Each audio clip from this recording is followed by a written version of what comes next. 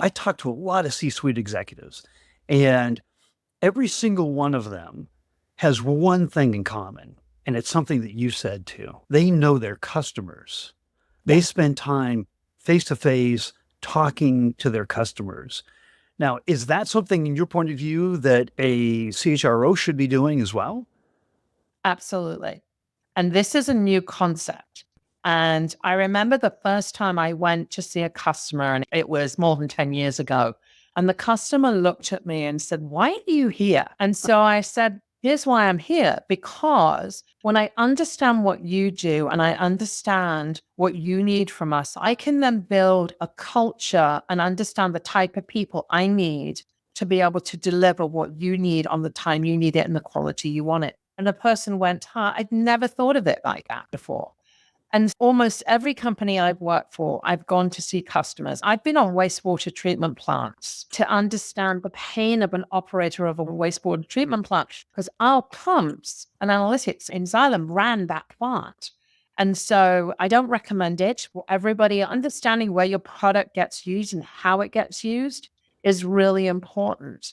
I've met customers here at Brooks and they give me great feedback. They give me great insight. I get to understand what it is they need from us and what they're not getting, which then helps me understand from a strategic, from a behavior, from a culture, what is it we need to change to make sure we are delivering what our customer needs and what they're looking for us. And if you don't know that from your customer, you're missing a huge part of what you need to build a strategy. I don't get asked anymore why I'm at a customer. In fact, the customers love it because now I'm talking about what do you need from us? What do you need from my people? What's working? What's not? And they're like, wow, this is great. It's another way of us telling the perspective and figuring out, helping you figure out the people strategy. So it's absolutely imperative. And if you're not asking your salespeople to go see customers, start doing it. If they say why, have a good answer for why is because it will help you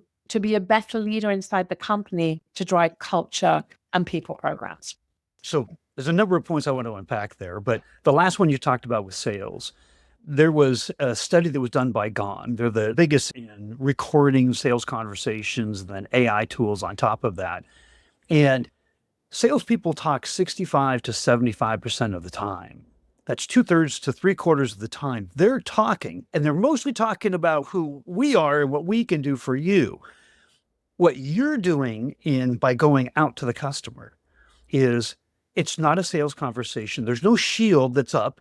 Nobody's getting sold. Even customer success talking, a big part of customer success is addressing questions, making sure they're happy, but cross-selling and upselling. There is nothing about your visits to the customer that has anything to do with sales. It's all about genuine learning. Yeah. And it helps me. There are times when I've actually come back to my sales team and say, "Hey, have you thought about how to approach this particular leader? Because I tell you, having now spent time with them, I think this might be an approach you might want to use."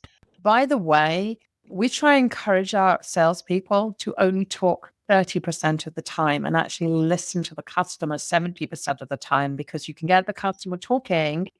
The customer will give you more information if they can talk. You'll find out more about roadmaps if they are talking, not you. We are teaching and training our salespeople to do that. And so they get more out of the customer than they're selling.